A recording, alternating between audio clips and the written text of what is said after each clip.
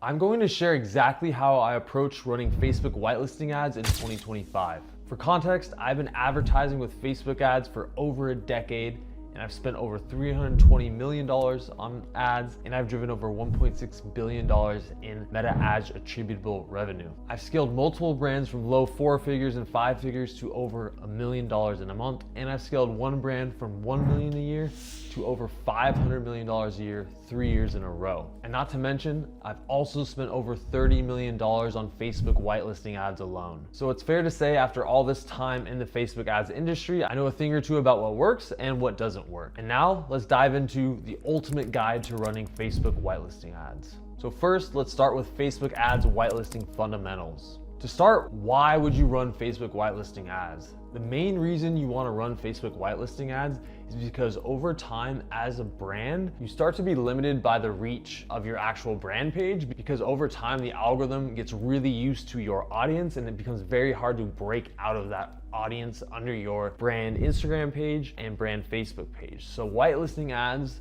actually allows you to reach new audiences because you are advertising through either influencers, handles, right, who have completely different audiences than your brand, or even a founder's page, right, who have completely different potential followers than your brand, right? And so this is why whitelisting is so powerful and effective, is because it allows you to reach net new audiences that your brand cannot reach on its own anymore. So now let's dive into the different types of whitelisting.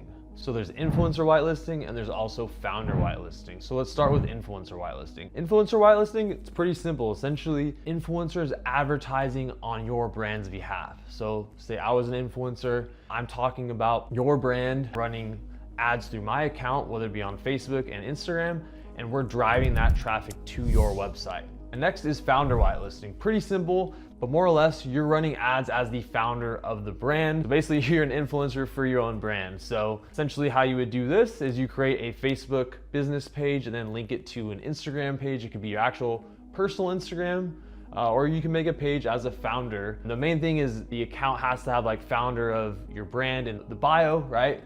And so you use this profile to run ads as an ambassador of your brand. So this is super powerful. Founder whitelisting in a lot of ways is even more powerful than influencer whitelisting, because you bridge the gap between the brand and the customer, right? And so you are this ambassador as the founder and telling a different story of the brand while also creating trust with your audience. So again, that's why influencer whitelisting is so powerful, right? Because they're bridging the gap between the customer and the brand. But founder whitelisting is doing the same thing, but it's more powerful because it's more authentic and it's actually coming from the brand owner, right? Founder whitelisting is so powerful because it allows you to show people that, hey, you're not a big corporation, you're not a corpo brand, you're a real person, a real human being that's selling a real product, right?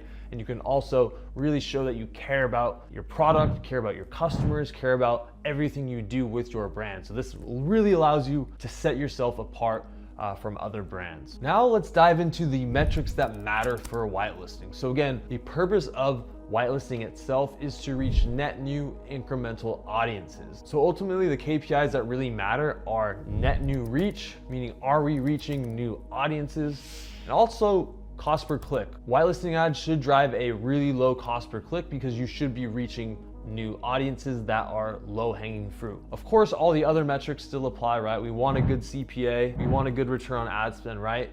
However, we want to make sure we're getting net new incremental people into our funnel, right? If we're still just hitting the same people that would have bought anyways through the brand account, that is not a successful whitelisting ad, right? The whitelisting ads must be driving incremental users into your funnel.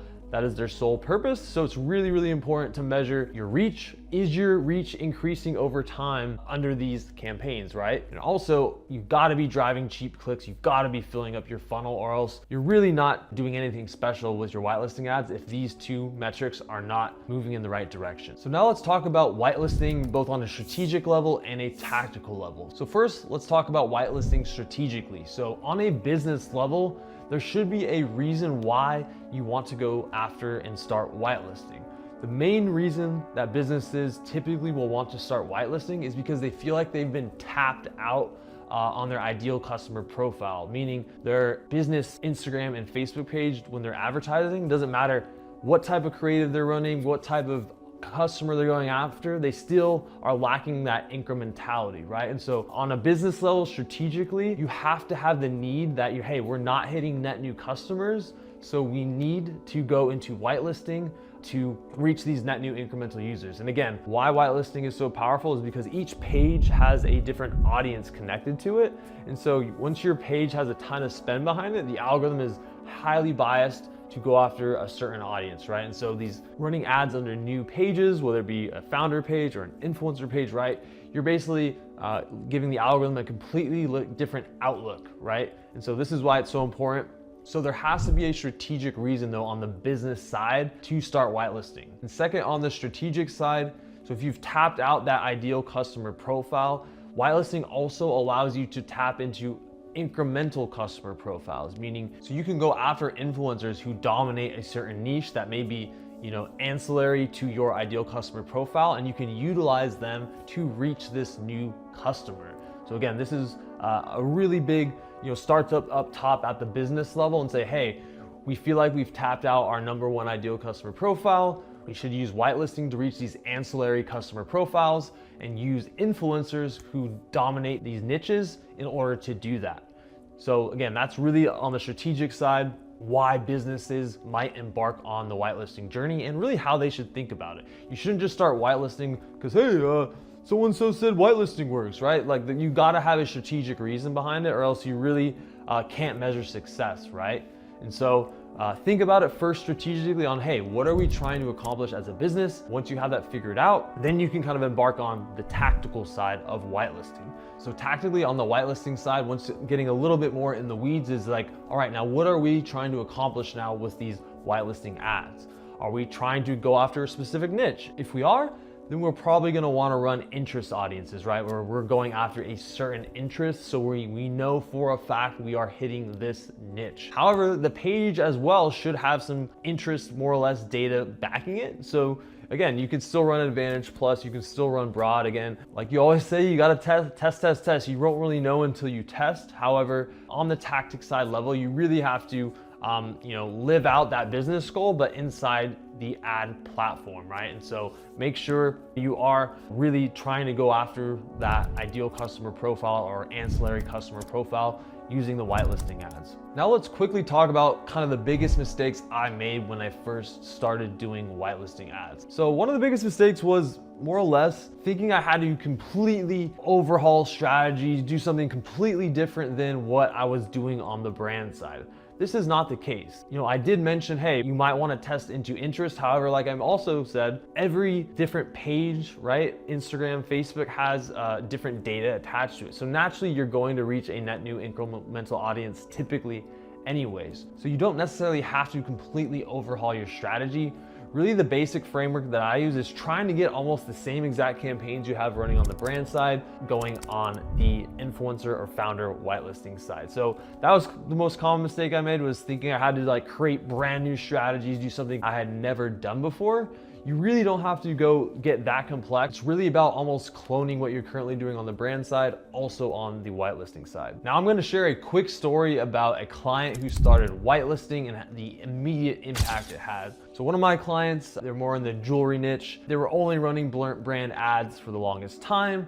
And as soon as they signed on with me, they had a great founder story, and I was like, you know what, we should do whitelisting right away with you guys. I really think it is going to pop off. And so we did, and really we kept it pretty simple, following the frameworks that I use typically when I launch whitelisting. So we ran it through one of the founders' accounts, and we initially started with retargeting. Then we retargeting literally absolutely crushed from day one, which is all right, let's move on to prospecting. And we did an Advantage Plus campaign, which just started out as running founder content only. And then we started diving into running basically any winning ad that was winning on the brand account. We would also start running through the founder's account. Then we also started running dynamic product ads through the founder whitelisting account. So you actually can almost run the same exact stuff on the brand side, on the whitelisting side, which is pretty remarkable. I didn't know that until I started really testing into a lot of different things on the whitelisting side. But all in all, this brand was able to scale 25% more profitably just by adding in whitelisting. So if you're a brand that's kind of hitting a ceiling, you're not hitting new people, whitelisting can be an awesome solution for you. Now let's move into whitelist ad account structure. The structure that I use is pretty simple. I always start with retargeting. Why do I start with retargeting? Because we want to see if this is even a viable strategy. Are people going to buy from these ads? And the easiest people to convert obviously are your bottom of the funnel, your warm audiences. So always start out with retargeting evergreen, meaning running either static ads or video ads through either an influencer's account or a founder's account. And typically these should crush. They should give you your best return on ad spend. Typically they should beat your current brand retargeting return on ad spend. That is a good sign that whitelisting will work for you. So that's how I initially start. I always start running retargeting ads first.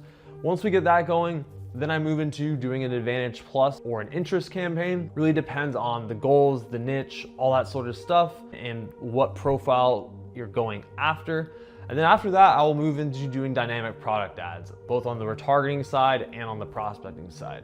Founder whitelisting is great because you don't have to ask permission to run dynamic product ads in the account, right? You can just roll with it, because again, you are the owner of the account, of the brand. However, influencers a lot of times don't want to let you do dynamic product ads. So if you can though, get them to let you, it can be insanely profitable because again, you're utilizing an influencer to use your product catalog. And again, they have a completely different audience base. So that creative diversification using the catalog ads actually opens you up to an even bigger audience. So push the influencers, get them to let you do catalog, deep dynamic product ads.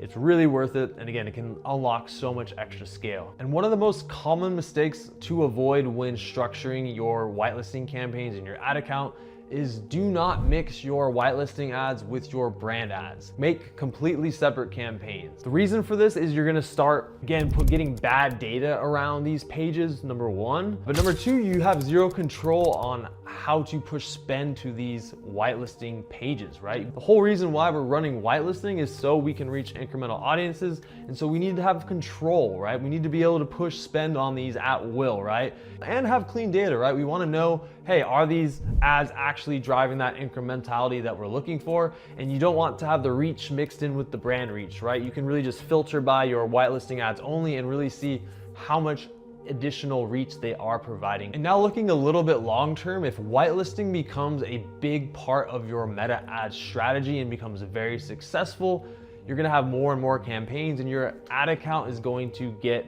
a little bit busy, a little bit clustered. And so naturally, you might want to actually end up creating a new ad account just for whitelisting. This is what the biggest brands do, what I've done with the biggest brands I work with. We eventually break it out into its own ad account. And again, this allows for organization to be better, right? You're not mixing up brand campaigns with influencer campaigns. And it allows the algorithm to kind of have a house of data that's pure whitelisting data, right? And so your data is not being muddied by any of the brand stuff now, it's just the whitelisting. And so this really even improves the amount of incremental reach you can have because no data from the brand ad account is being factored into your whitelisting ads anymore.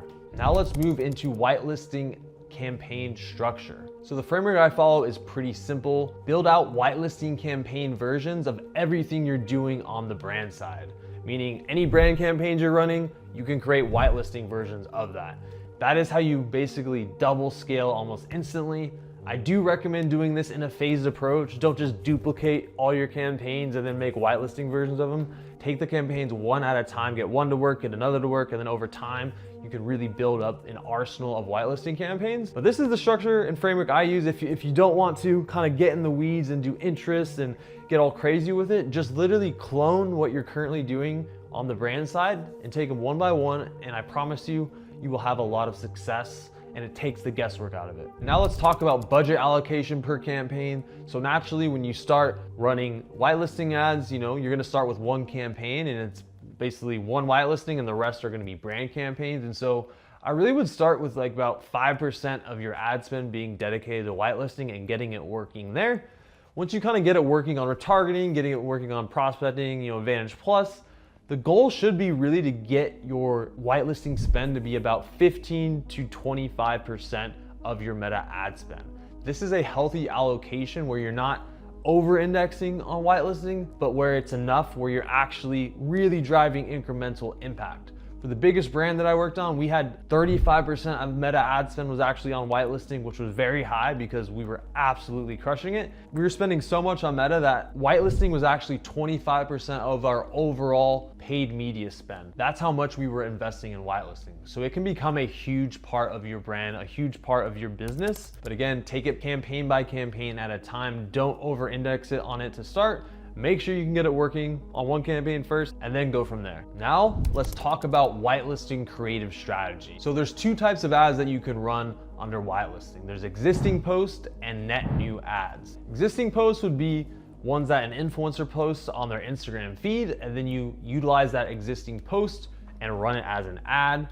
You could also do this on the founder side, right? Where the founder posts something on their own Instagram or Facebook, and then you run that as an ad.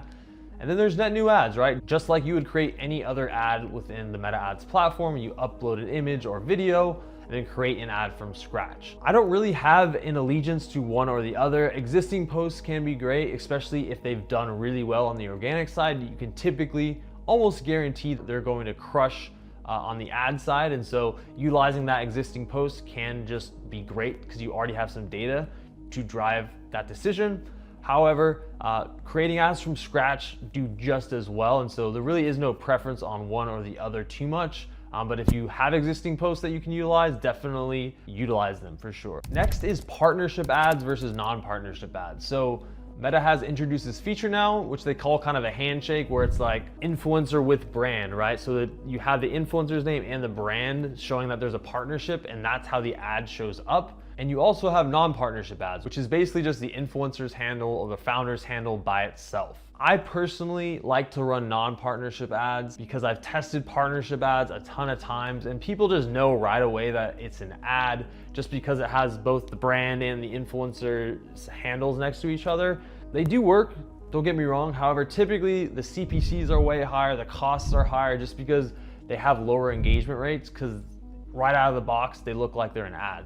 So if I were to choose one over the other, I would not do the partnership ads. I would just run ads strictly from the influencer handle or strictly from the founder's handle, because typically people think this is way more authentic and does not look so much like an ad. Now let's move on to what actual content we should be running for influencer whitelisting or founder whitelisting ads.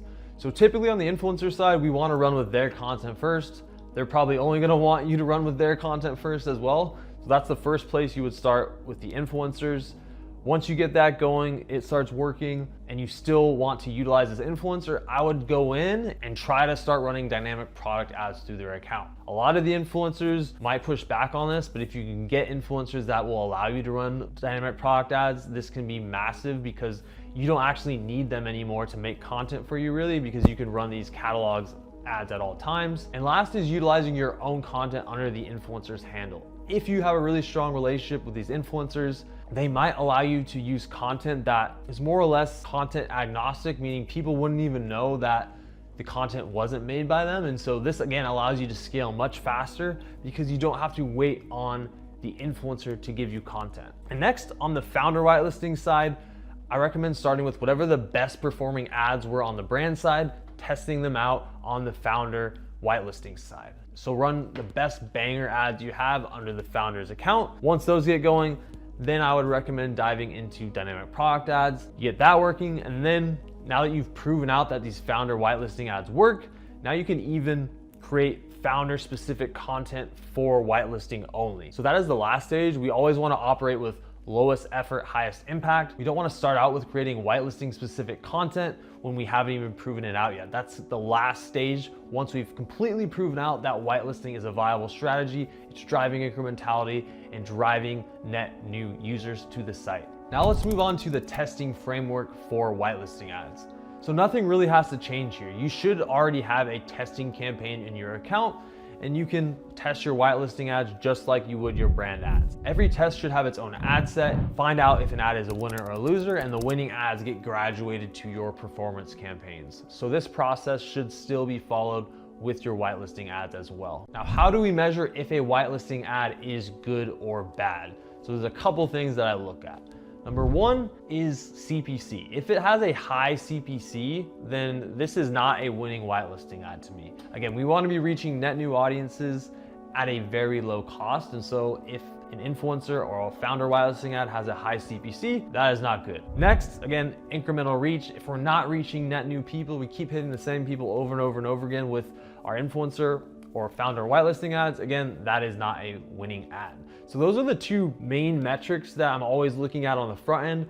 Obviously on the back end, we want a good CPA, we want a good ROAS. However, if these people would have converted from the brand account anyways, that's not really a win, right? We want to be hitting net new incremental people that would not have bought from the brand account, that are only buying because we are reaching them through the founder account and the influencer account. Now I want to talk about a quick creative win that I had for a client when we launched whitelisting. So one of my clients was super against whitelisting, was kind of nervous about it, didn't know how it would look for the brand, thought it might be a little bit cringe.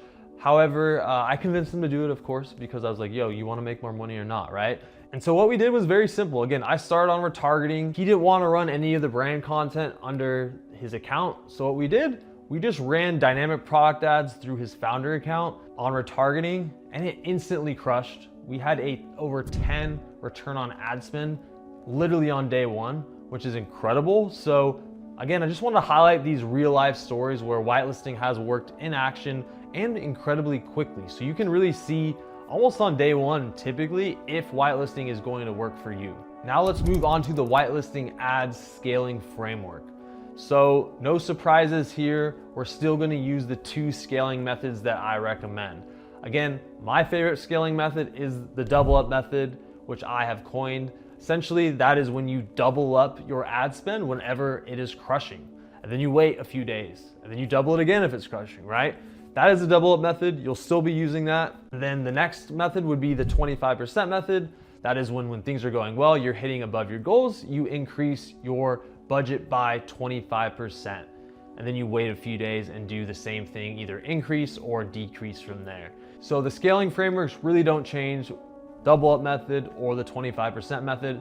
Again, my favorite is the double up method because you can scale extremely fast and still profitably, believe it or not, despite how risky you might think that strategy is. But that is the strategy how I scaled a brand from $1 million to $500 million a year. We just kept doubling the budget until we hit $500 million. It wasn't actually that simple, right? But that is the scaling method that we used. And last, I want to talk about using a full funnel strategy when you're doing whitelisting. So I already mentioned you should be cloning out what you're doing on your brand side, on the influencer side, but I wanted to dive in a little deeper here and talk about using the AIDA framework to make your whitelisting ads the most effective. So what the AIDA framework is, it's attention, interest, desire, action, right? That is the full marketing funnel, and we wanna make sure we're making whitelisting ads that are living inside each of those parts of the funnel. So it's super important to think about the full funnel aspect of your strategy also on the whitelisting side. Again, the beauty of meta ads is that you can create a full funnel within the platform, meaning you can bring them to awareness about your brand, interest in your brand, desire in your brand, and then them taking action on your brand and buying your products all within the platform. They don't even need to go onto TikTok or onto Google or anywhere else. They can get this whole journey within the meta ads platform, and that is why it is so powerful and it is so effective. So the full funnel strategy still applies on the whitelisting side. You want to build out that full funnel because that is how you maximize whitelisting to the highest degree. And that is literally the exact step-by-step approach that I use for Facebook whitelisting ads. If you follow these frameworks, I promise you that you are going to have success utilizing whitelisting ads, both on the founder whitelisting side, both on the influencer whitelisting side. And again, if you want to double your scale or even scale by 10 to 20% more, this is one of the best ways to do that if you're kind of tapped out and hitting a ceiling with your brand. At this point, you really have three options. Number one, this is do nothing. You watch this whole video, you don't take any action at all, and you just hope and pray that your Facebook ads get better. Number two, you actually take action on this information. However, you're doing it on your own, which means you're still gonna spend countless hours trying to figure out how it actually works when doing it in real time. You're probably going to make expensive mistakes that I could have helped you avoid. You're probably also going to deal with analysis paralysis. I just dropped so much info on your head that you're going to be like, I don't actually know what to do first, right? And the biggest one is time. You're probably going to have to take a ton of time to really test and learn with all these strategies. And time is something that you can't get back. And the third option is to just join Meta Ads at Scale and work with me directly and double your brand's revenue in 6 months or less. I guarantee this, or I will personally work with you for free until we at least double your brand's revenue. In my program, I give you my framework that's driven over $1.6 billion in Meta Ads attributable revenue. I create you a 6-month growth plan, giving you exactly what you need to do to scale and hit your goals. This comes with creative strategy, website strategy, even email and SMS marketing strategy. We also write ad copy for you, give you video scripts. You also get 5 one-on-one calls with me. You get unlimited calls with my client success manager, and there's also weekly group coaching calls. And last, you get a private Slack channel with myself, which means you can literally hit me up any day of the week, 24/7, and I will reach out and help you. This is probably the most underrated part of the program because advertising is a 24/7, 365-day thing. When your ads are on, they're spending, right? And so there's always problems that need to be solved. So if you're ready to take the smartest step and work directly with me in Meta Ads at Scale, click the link in the description, fill out an application, and book a call with myself or one of my team members. Promise you, you won't regret it. And remember, I have a guarantee. We will at least double your brand's revenue in 6 months, or you get to stay in the program and I will work with you for free until you get there. So literally, this is risk-free. And last, don't forget to like, subscribe, and leave some comments, both love and hate. I love them all, and I will also answer any questions in the comments. I'll see you in the next video.